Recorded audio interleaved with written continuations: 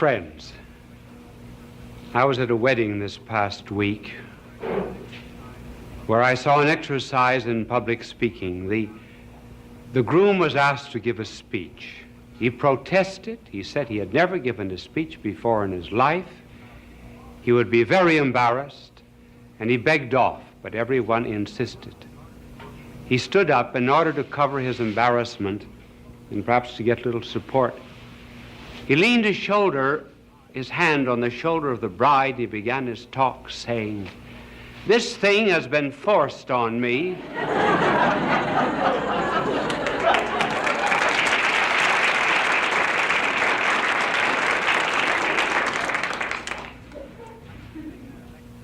I was giving a lecture not long ago in a hall, and I was heckled from the hall. Someone interrupted, it was not at all to the point of the lecture, and said, "How was Jonas in the belly of the whale for 3 days?" I said, "I really do not know. But I said, when I get to heaven, I will ask Jonas." He said, "Suppose Jonas isn't there." Well, I said, "Then you ask him."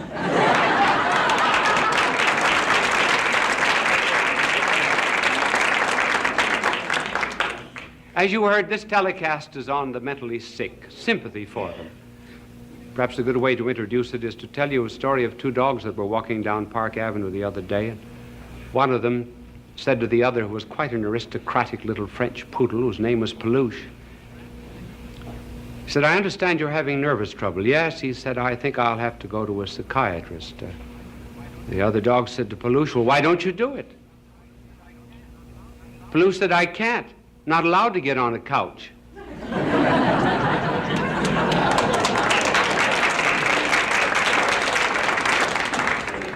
Why is it that we have more mental disorders in the United States than there is in the Eastern world? 51% of the hospital beds of the United States are occupied by mental patients. A mental breakdown is almost peculiar to Western civilization.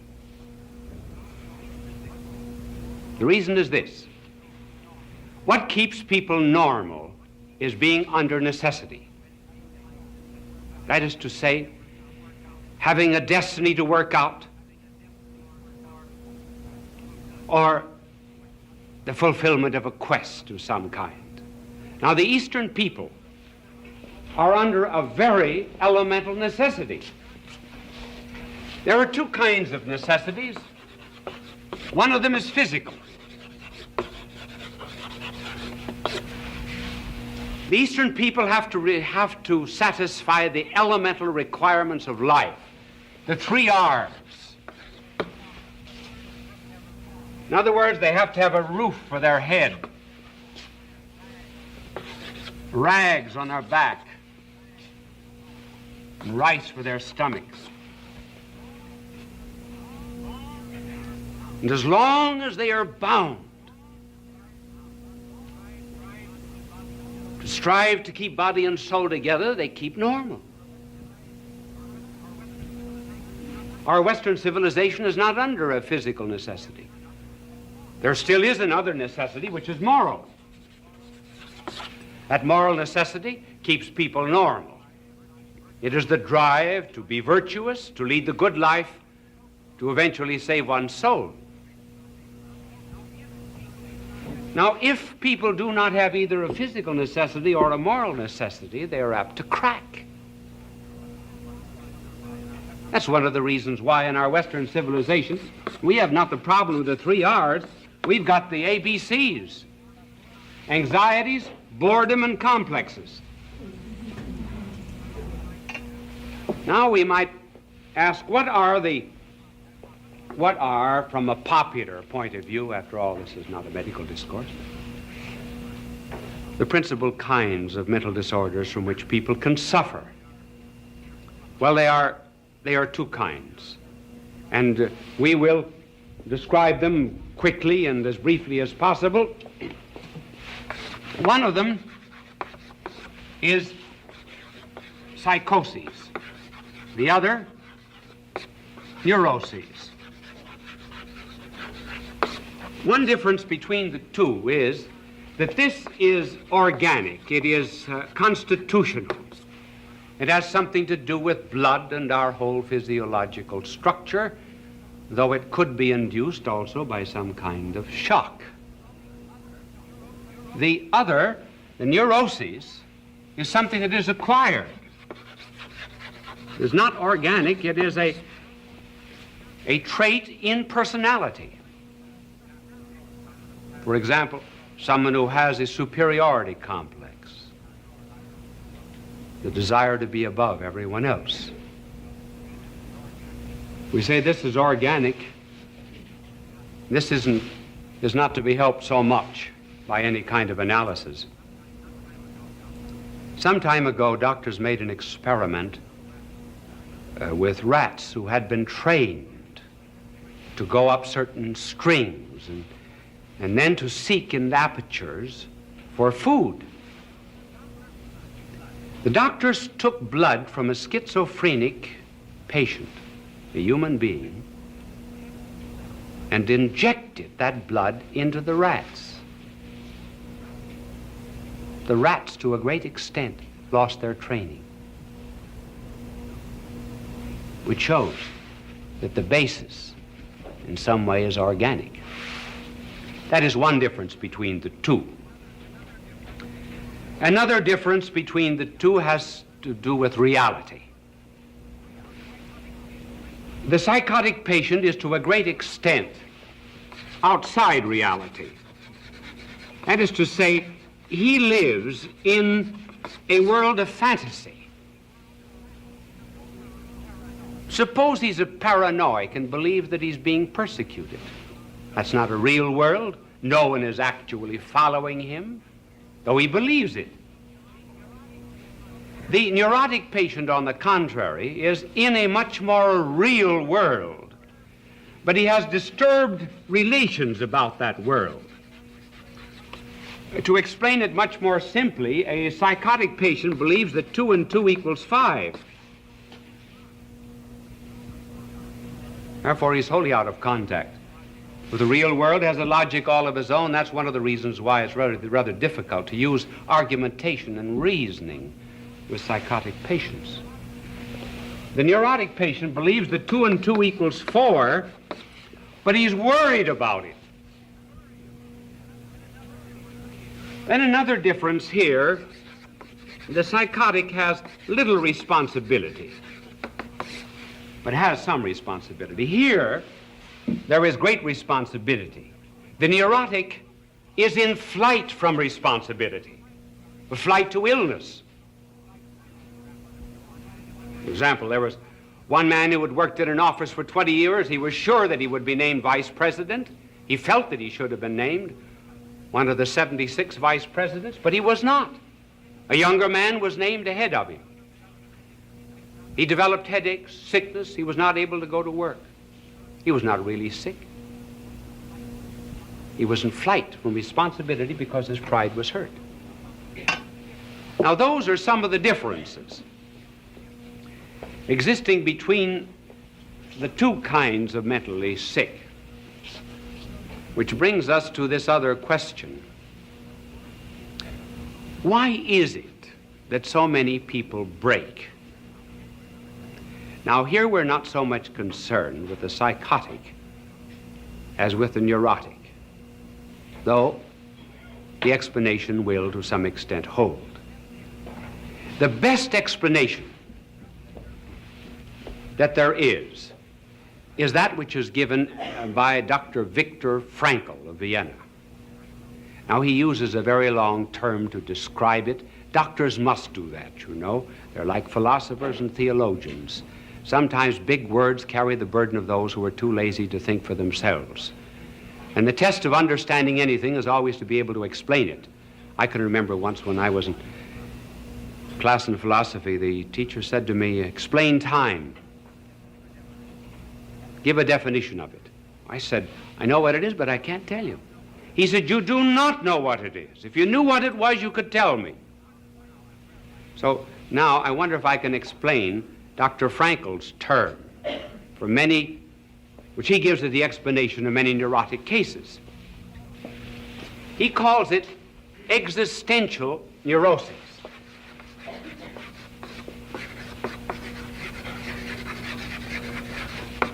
In other words, it has to do with a meaning for life. He says that the drive is not a will to pleasure, not a will to security, not a will to superiority, but the essential drive of life is a will to meaning. For example, a person would not have a gadget in his house 10 minutes without knowing what it was for. But some people will live 10, 20, 30, 40 years without knowing why they're here or where they're going. After all, that's the first question that has to be answered. And until that question is answered, namely the meaning of existence, one is apt to develop a neurosis. After all, when you go to the dentist, sit down in his chair. Before the dentist applies the drill, he has a right to say to you, what is your philosophy of life? Because if your philosophy of life is wrong, he can't be sure you'll ever pay your bill.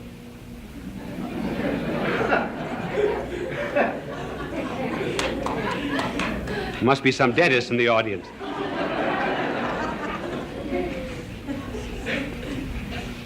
And to see that existential neurosis, how it works out in a small way on Sunday. Some people have Sunday neuroses. They do not know what to do with their time. Leisure is one of the big problems of Western civilization. We work only 38, 40 hours a week, and there are 168 hours in the week. What purpose is life the rest of the time? One of the reasons for juvenile delinquency, and we should call them not juvenile delinquents, but lawbreakers or hoodettes, little hoodlums.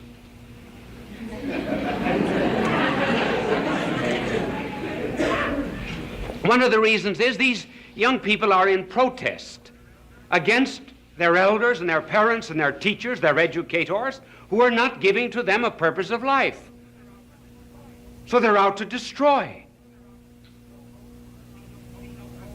They can see no goal or purpose in anything.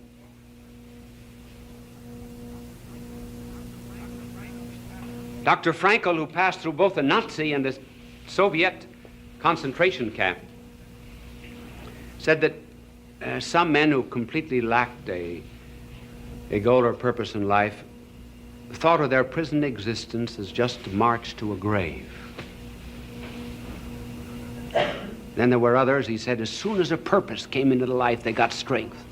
He said, we were all starved in prison, and yet one day one of our starving men went into the Soviet pantry and stole 3 potatoes.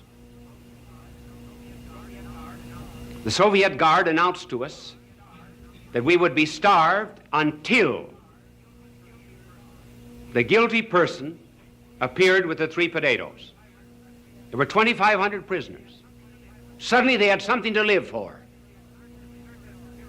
to assert their superiority over the Soviet system. And for 48 hours, not one of them, even though they had nothing to eat, would give way the one who stole the 3 potatoes.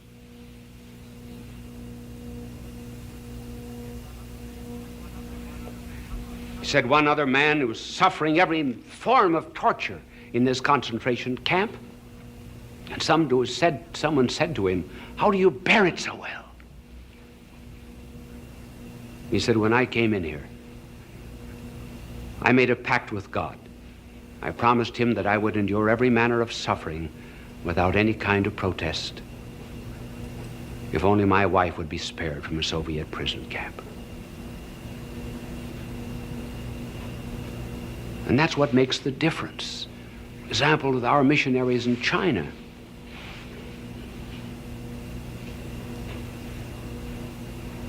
As long as they can see beyond the suffering, it becomes bearable and endurable.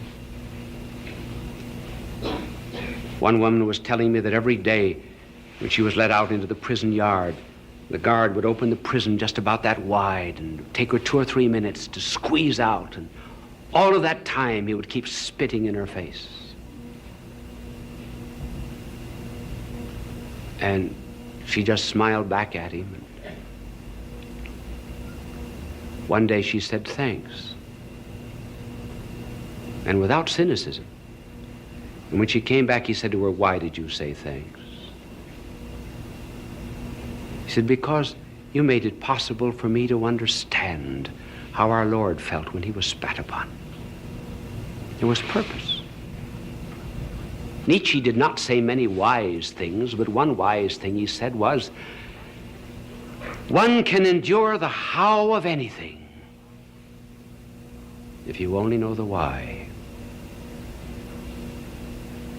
And Dostoevsky, who suffered so much in a Siberian prison at the close of the last century, said, "I pray to God that I may be worthy of my sufferings." He was not suffering from a neurosis caused by the meaninglessness of life. Why is it that we have more sympathy for the physically sick than the mental? They get little sympathy. One reason is, I suppose, we have no experience of the mentally sick. We understand physical suffering. Then we attach a shame to mental sickness. We regard it as a stigma. If someone in the family is sick, we hide it. We do not hide the fact that someone has cancer, tuberculosis. I know of no spiritual book that has been written just for the mentally sick, for the psychotic and the neurotic. Now here's the point that I want to make. Whenever people suffer and we bring them consolation, we always tell them about our Lord on the cross. You see, our blessed Lord took upon himself all the sufferings of the world. First of all, because they were the effects of sin. And also, so that we could never say, God does not know what it is to suffer.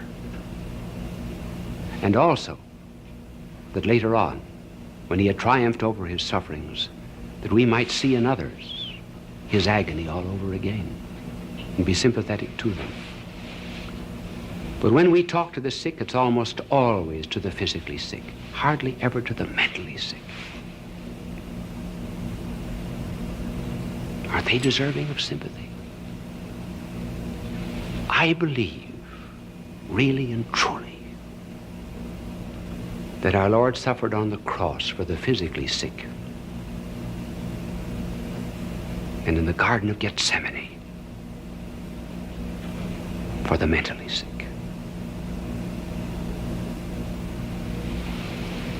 Look at the words that describe his agony there. Sorrowful unto death, sad, heavy,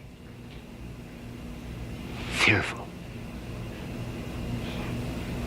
All the psychological descriptions of these people whose minds are disturbed in some way. And then he suffered the loneliness that they have, their isolation from society. Loneliness by finding his apostles asleep. Loneliness by shutting off all divine consolation. Though he said, I might have asked my Father for 12 legions of angels.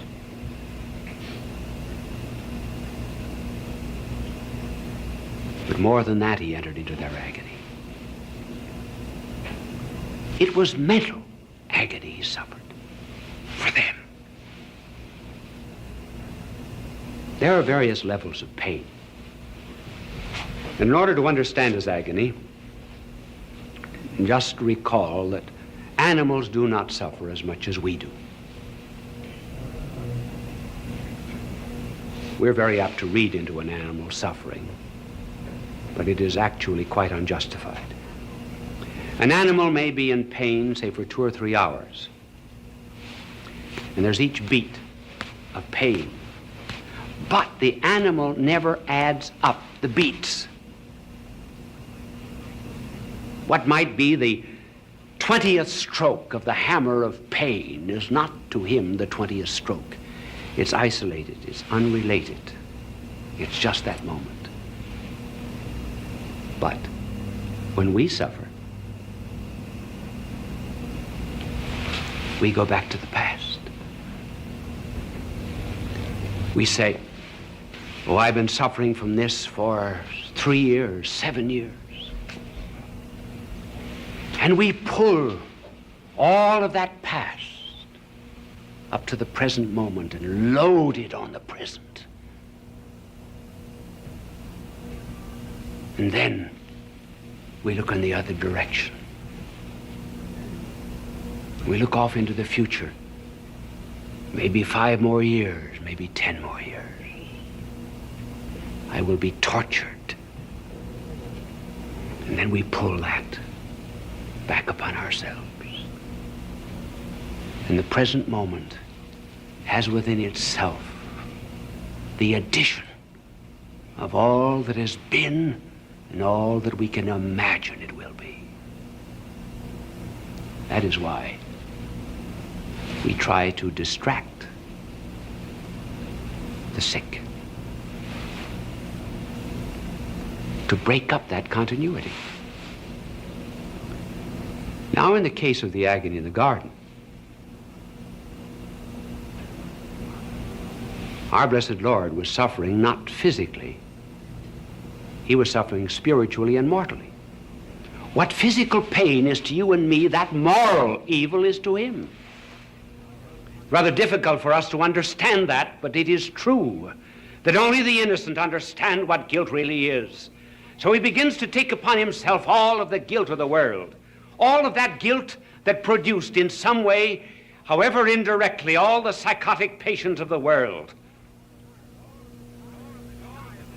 And all of the denial of guilt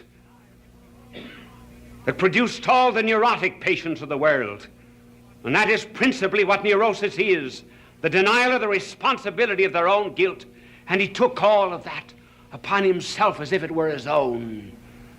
And the very thought of it, denying himself all divine encouragement, was so great that it drew from out of his body blood that fell as beads forming a rosary on the olive roots, a blood-red rosary of redemption. So that from that moment to this, the mentally sick could never say he does not know what it is to be sad and sorrowful unto death. And also, in order that we might see in all of the mentally sick of the world the continuation of the agony in the garden. Maybe from now on we'll have more sympathy for the mentally sick. Bishop Sheen will return in just a moment.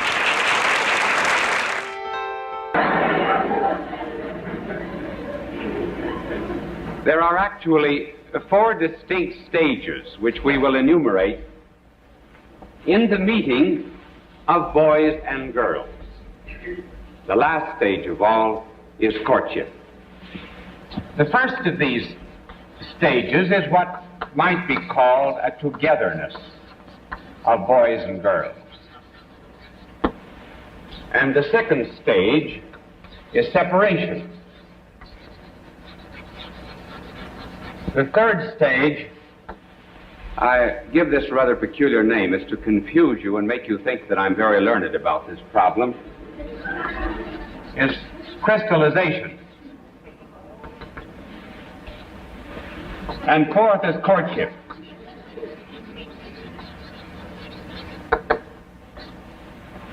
You know, I actually didn't spell that thing out because I don't remember whether there's 1 or 2 L's in it.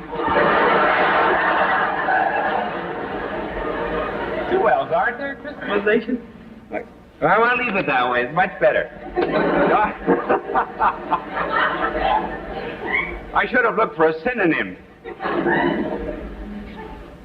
Well, the first stage of boys and girls is that of togetherness in which they play together and are quite young, and they enjoy one another with a naturalness which is devoid of any of the troubles that come later on from sex differences. We need not emphasize this particular stage here. There's the same naturalness there that there is in the 2 children at the seashore who were the victims of divorced parents, and one said to the other, "How do you like your daddy?" The other said, "Fine." The first one said, "So did we. We had him last year." Then the next is the separation. Now we reach a moment in the lives of boys and girls where the boys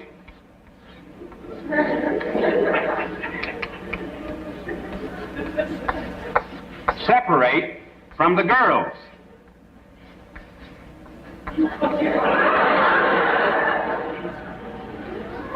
I'll bet I get another art scholarship for that one. Now, in this stage of separation of boys and girls, the boys do not want to be seen with the girls, and the girls do not want to be seen with the boys. As a matter of fact, the greatest punishment that can be given a boy at this particular age is to be made to sit with girls. Girls are all sissies. And then a girl, of course, in her turn, hates to be put with a boy. It's a very interesting stage of life, and a very good one, because it is one that might be called polarization, in which they break off into opposite poles. They might be called, actually, the positive and negative charges of electricity.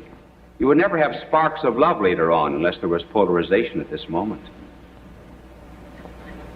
And this separation, or polarization, allows each of them to develop their physical and psychical differences. For example, the boy, when he's with other boys, becomes aggressive, develops heroism, certain talents, aptitudes, has his own ideals, and has the potentials of manhood within him. The girl, on the contrary, when she's with other girls, she develops effeminacy, the right kind, delicacy, refinement. She begins to learn and understand that she has a rhythm that beats with the rhythm of the cosmos. And there is given to her some great and tremendous, mysterious, creative possibilities. This stage of separation is really so ideal that at this point of life, it is very well to have boys and girls educated separately. Otherwise, if you've got a too precocious mingling of boys and girls, the boys are apt to become sissies and effeminate, and they grow up not to be men but mannequins. And the women in their turn, the girls in their turn, if they're too much mixed up with boys at this early age, they become boyish, impudent, rough, wear overalls. Not that there's anything wrong in wearing overalls, but it just simply is an evidence of how they tend to a certain kind of mannish dress. No boy, normal boy,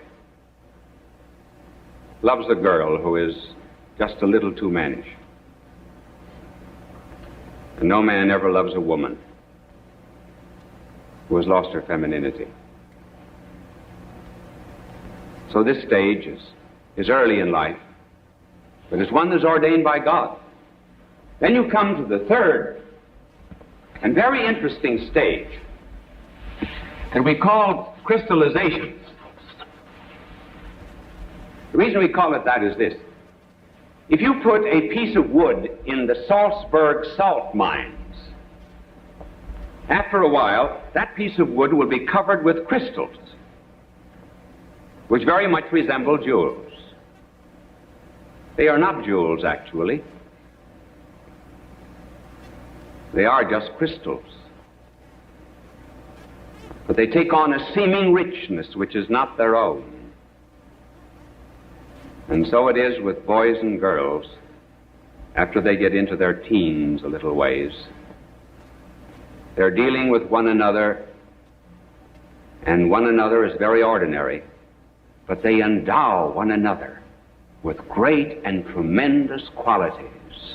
They really are crystals, and they think they're diamonds and jewels. And at this age, of crystallization, there begins a divinization, in which the boy is called a kind of a god. The girl is always an angel. And girls will say of boys at this age, he is positively divine. Then the words worship, adore, eternity are always coming into play. My little angel told me before I came out, I told him about the girls were called angels at this age. He said it'd be well to inquire if an angel can cook, particularly angel cake. Well, at this stage of divinization, there is something right and there's something wrong. And here very often is where parents and educators fail to understand the psychology of youth, simply because they do divinize one another. And they turn crystals into jewels. There's something right and good about this. They would not have had this instinct for turning girls into angels and men into some kind of divinity if there was not already awakening within their soul a love of the infinite itself. They have not only bodies, they have souls, and instinctively these young people know that they were made for infinite happiness. God intended them to have it. There ought to be an ecstasy. There ought to be an unending thrill. They ought to be with the divine. They ought to be with the angels, certainly. And parents and educators should not make fun of young people who crystallize and divinize one another. Why is it that there's so much religion, and the words of religion are so much bound up with love at this stage? It's because love and religion always go together. Just like hate and communism go together, so do love and religion. Their mistake, however, is to place the infinite in the finite, and to think that the infinite happiness and love and ecstasy and thrill that they want, thrill that is unending, is to be found in something that is purely corporal and physical. That's their mistake. But their craving is right. And a certain amount of sympathy toward the young at this stage can lead them on to a right appreciation of what is good and what they're really seeking. This is the age, of course, when boys begin to wash behind their ears. They discover neckties. They're very careful now of the clothes that they wear. They did not mind a patch in the trousers. Now they do. They begin to have pin-up girls in their rooms. I heard of two soldiers in Korea. They had beds next to one another, and one of them had a lot of pin-up girls above his bed, and he was studying, and the other soldier said to him, "Remember, they're 85% water."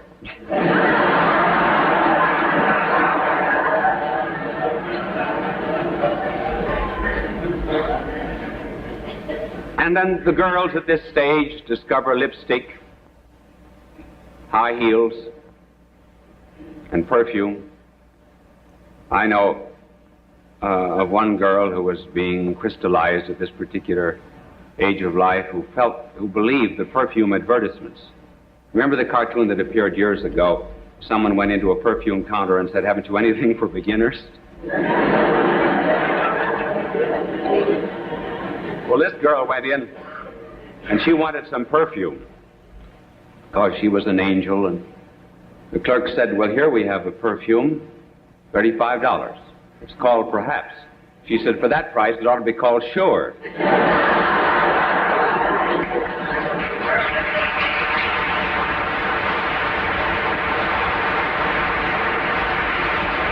This is also the stage when boys and girls are absolutely convinced that their parents know nothing at all about love. The parents are old-fashioned. They're behind the times. They're outmoded. We're living in the 20th century. They were Victorian. They're back in the 19th century. Why do they develop this critical attitude to their parents? Because there's something new. Planets have been spinning for centuries and centuries until finally love has come to them. This is an absolutely unique experience. The parents never passed through it. They know nothing about it. That's why they're ignorant. That's why their parents would never be consulted. It's an unfortunate stage from that point of view. And it's not love. It's just the sap in the springtime. There's no courtship here. Despite the fact that they go through agonies, there's a tremendous anxiety they suffer, torture. If the girl doesn't appear at the drugstore at the right time, if he doesn't call at the appointed hour, if she has a headache and can't meet him, if she's seen stopping and speaking to someone else at the street corner, life isn't worth living.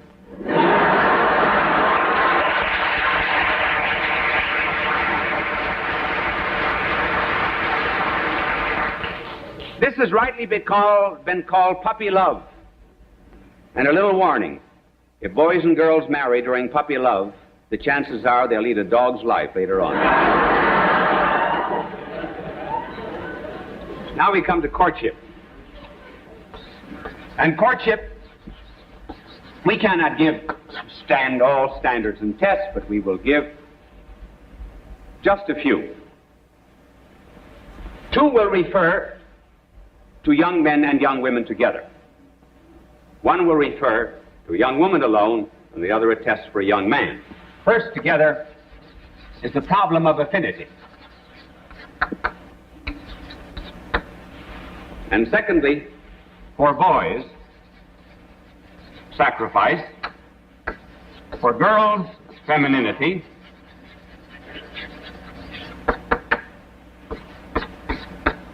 And fourth,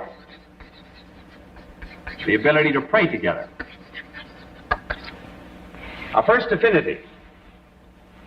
Is there an affinity between a young couple who are beginning to fall in love with one another? I'm not speaking of physical affinity. That has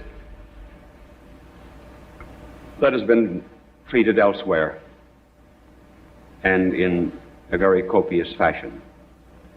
But it is well to remember that beauty in a man, in a woman, and strength in a man do not long endure. They are given to young people only to serve as purposes of allurement. And they pass away later on in life. Yes, he is a strong man when he makes an end run on a Saturday football team, but ask him later on to take down the screens.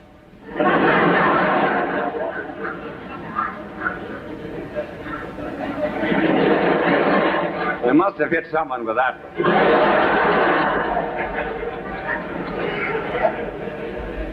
So there must be some other affinity besides the physical, namely an interest one in the other. They need not be intellectual, they need not be college graduates, but they must have one mind and one heart. If, for example, the husband is a salesman, he comes home at night and says, "Listen, dear, wonderful, wonderful thing happened. I sold 1,000 refrigerators."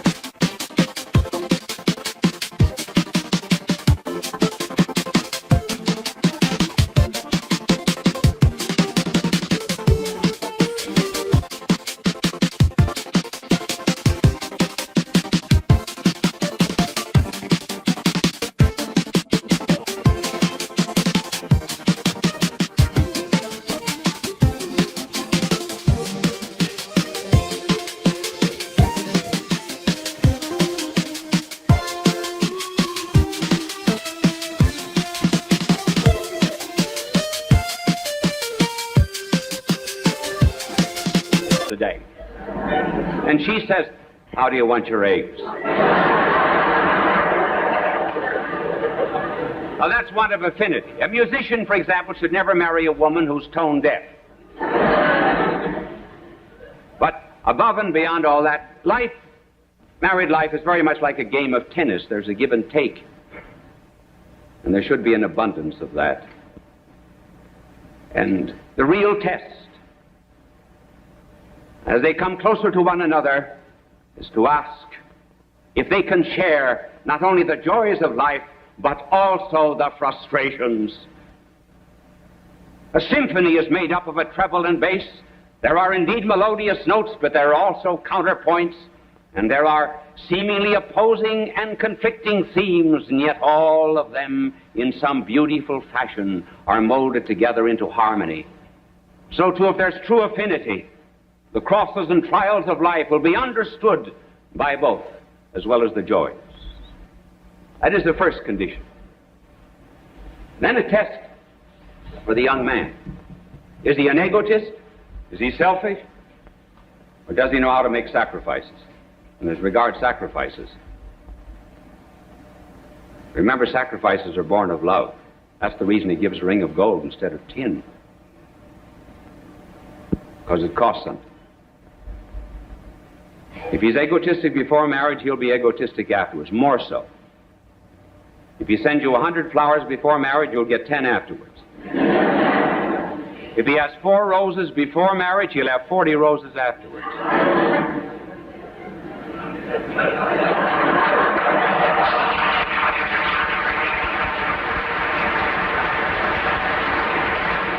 If the young man has a spirit of sacrifice, he will have reverence for the woman. Reverence for the mystery of femininity, knowing that she is not a bargain counter where a motley crowd can purchase. Find indeed the young man who can treasure for days and for weeks and for years the gift of a rose or the touch of a hand of a friend.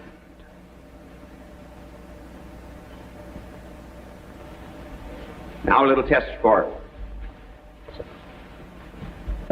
the young women on the part of the men. Has she femininity? What does that mean? Every woman was made to be a mother, either physically or spiritually. Physically by the generation of physical life, and spiritually by the generation of spiritual life, and by tending the ills of others, and by serving divine and holy causes. And if she is a true woman, she will be looking forward to preserving strength and beauty. His strength and her beauty will fade. But will she be able to give him the assurance? And has she an interest, for example, in prolonging his strength into the boys of the family and prolonging her beauty into the daughters? Has she depth so that there will be, as life goes on, a progressive revelation of mysteries? Not just the mystery of the flesh, but the mystery of her mind, the mystery of her heart, the mystery of her soul. As she brings forth the incarnation of their mutual love, and as she reveals the ability to train minds and hearts and souls, she reveals the mystery of motherhood, something he never saw in her before. And above all, as she reveals the greatest of all the arts, the art to be a mother. If she is the right kind of a woman, then the man will say to her, as Dante said to Beatrice, I look on Beatrice and Beatrice looks on God. As Leon Blois said, the more a woman is holy, the more she's a woman. And finally, can they pray together? They can pray together, then there will be fidelity. Then they will have the same conscience, and where there's the same conscience, there's charm. And charm never ages. Now they begin to understand why they wanted the infinite and the angels and the divine in that younger period of crystallization. Now they begin to see that religion and love are really combined. Why is it, for example, they speak of our love, as if it were something outside of both?